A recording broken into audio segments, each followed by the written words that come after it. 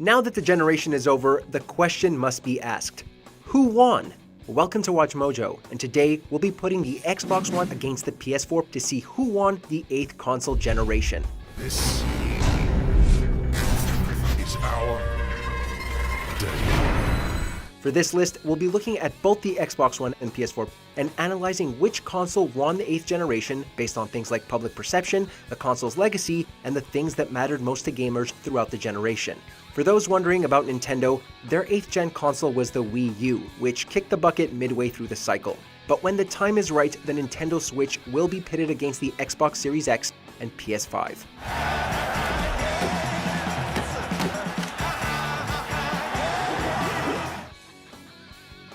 Round 1. Different versions.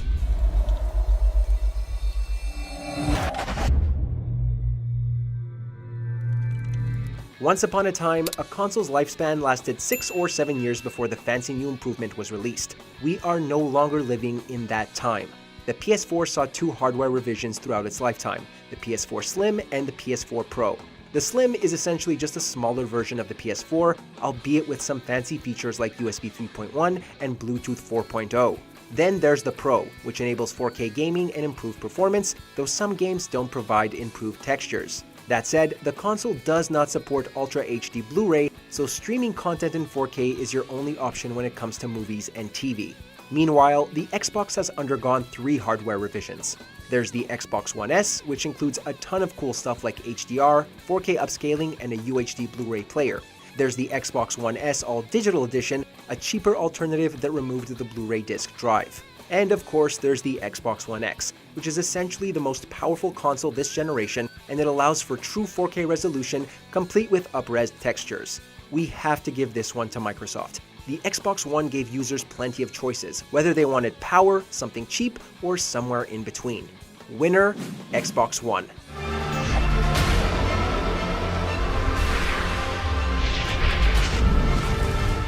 Round 2. Backwards compatibility.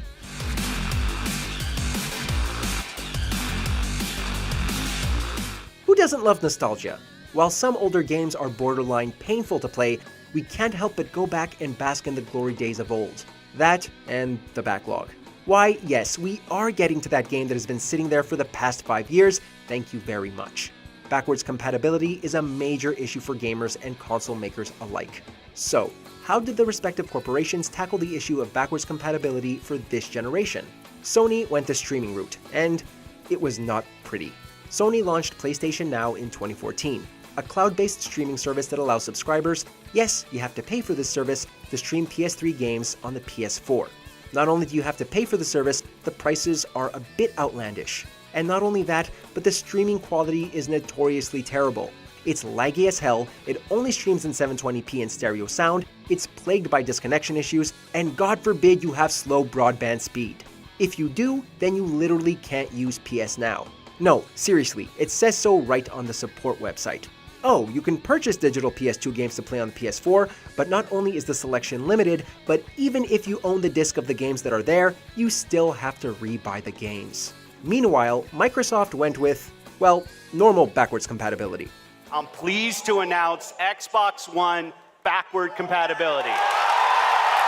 You can play the original Xbox and Xbox 360 games through the Xbox One, and you can even play them through the original discs. Not only that, but selected backwards compatible games like Assassin's Creed and Fallout 3 benefit from the Xbox One X enhancements, which includes increased resolution to 4K, HDR implementation, and Dolby Atmos sound.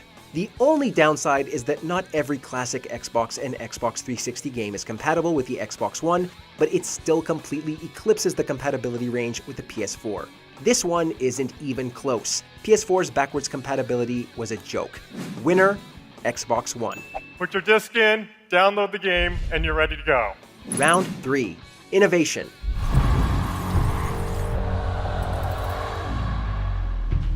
At a time when consoles are virtually identical to each other, companies need to pull out all the stops in order to innovate. Perhaps the biggest innovation that Sony made this generation was the PlayStation VR. The PSVR launched for a surprisingly affordable $399 back in October 2016 and has since sold over 5 million units. While it obviously paled in comparison to the more expensive and robust Oculus Rift and Vive, the PSVR had affordability and ease of use on its side. It allowed virtual reality gaming to break into the mainstream, and it proved that Sony was willing to make big steps to help bring console gaming into the future.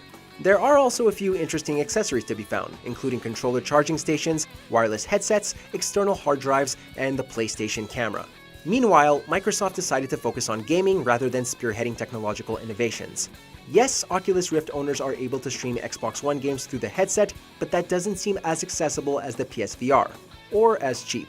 Xbox Play Anywhere allows you to play digital games through the Xbox One and a PC, and the Xbox Game Pass brought streaming to the video game industry. It was something we were all wondering about, and now it's here, and we can only assume that it's gonna get better. And then there's the Kinect. Well, long story short, it being forcibly bundled and always on with the Xbox One is part of the reason why the console suffered a disastrous launch. Like the PS4, the Xbox One also has some killer accessories, including the Elite controller and the Play and Charge kit. This is a close one, but we have to give this one to the PlayStation. While Play Anywhere, the Game Pass, and Rift streaming are great, the PSVR is a monumental and accessible shift into the future of gaming, whereas Kinect nearly killed the Xbox. Winner, PS4. Easy.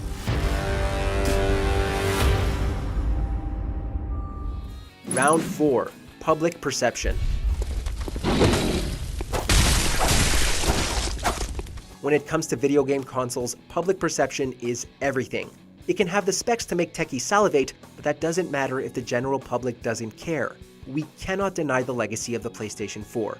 The inviting $399 price point allowed Sony to get its foot in the door early, and the console went on to sell over 100 million units.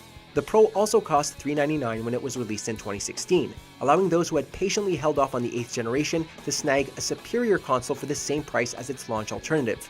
The killer exclusives also helped the PS4 dominate the generation. Specs are cool and all, but when both consoles can essentially do the same thing, price point and exclusives go a long way. Unfortunately, the Xbox One had a very sloppy start, and it took a long time for Microsoft to get good with the general public. The Xbox One faced a ton of pre-release controversy and launched for $100 more than its competitor, thanks to the inclusion of the much maligned Kinect, as we said earlier. This resulted in a very slow start for the Xbox One, and it failed to recover from its launch bungle. The fact that the Xbox One X was also $100 more expensive than the PS4 Pro all but ensured that it would never catch up. Sales have not been officially released, which is never a good sign, but estimates place them between 40 and 50 million. Not great, especially considering that the 360 sold over 80 million units throughout its lifetime. While Microsoft has innovated in many interesting ways in recent years, it was too little, too late. Winner, PS4. Play on PS4 Pro. Want more video game content? Check out our gaming channel Mojo Plays and discover games and ideas you never knew existed. With more lists, breakdowns, and our latest series, Arcade Roulette. Justin and John are in. Oh. Hey, is that Porky Pig? There's a lot of things being ripped off in this game. Round 5. Exclusives. Sinking back down. Console exclusives have always been important, but as consoles are growing more and more alike in terms of hardware and specs, they matter now more than ever before. No one can deny that Sony absolutely crushed it in the exclusive department this generation. In fact, we'd argue that the PS4 has the greatest lineup of exclusives in gaming history. It's amazing to consider just how many groundbreaking, popular, and genre-defying exclusives Sony released this generation. Uncharted 4, The Last of Us Remastered, God of War, Bloodborne, Spider-Man, Horizon Zero Dawn, Ratchet & Clank, my god. All amazing games, all incredibly popular. And to think that's just a taste of the wonderful and expansive PlayStation 4 exclusive library. Unfortunately, Microsoft struggled a bit in the exclusive department, and the Xbox One library was considered a monumental disappointment, especially following the strong showing of the Xbox 360. Exclusives like Quantum Break, Sunset Overdrive, and Sea of Thieves were dead on arrival, and even the big showstoppers like Halo 5 Guardians and Gears 5 didn't make as big of an impression as its predecessors. Luckily, there were a few diamonds in the rough, including the always reliable Forza series and the beautiful Ori titles. But it's nowhere near enough to salvage the otherwise dispiriting lineup. Winner, PS4.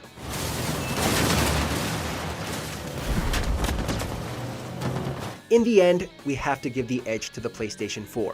While the Xbox One has stellar backwards compatibility and a better lineup of console revisions, it can't compete with the PS4's fantastic exclusives, its general public perception, or the PSVR.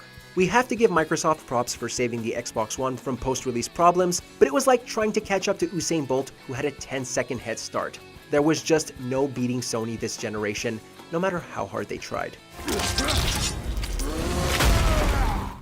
In the mood for more awesome gaming content? Be sure to check out this video here on Mojo Plays. And don't forget to subscribe and ring the bell to be notified about our latest videos.